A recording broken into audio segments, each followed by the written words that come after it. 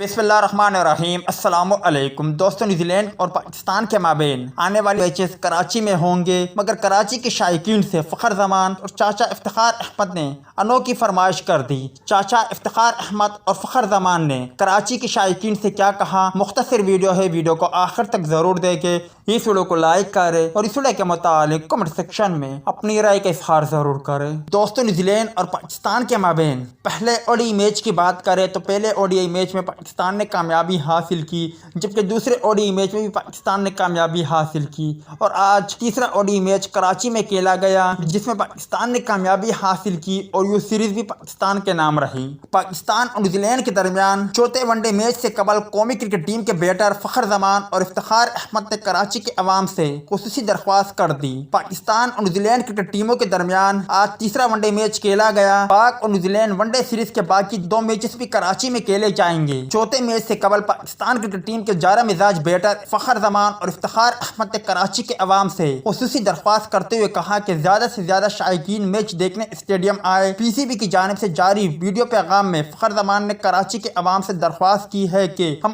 آپ کے شہر میں آ گئے ہیں، ہم یہاں مزید 2 ون ڈے میچز کھیلیں گے۔ لاہور اور پنڈی اسٹیڈیم میں بہت زبردست کراؤڈ دیکھنے کو ملا۔ میں امید کرتا ہوں کہ کراچی کا کراؤڈ ہمیں مایوس نہیں کرے گا۔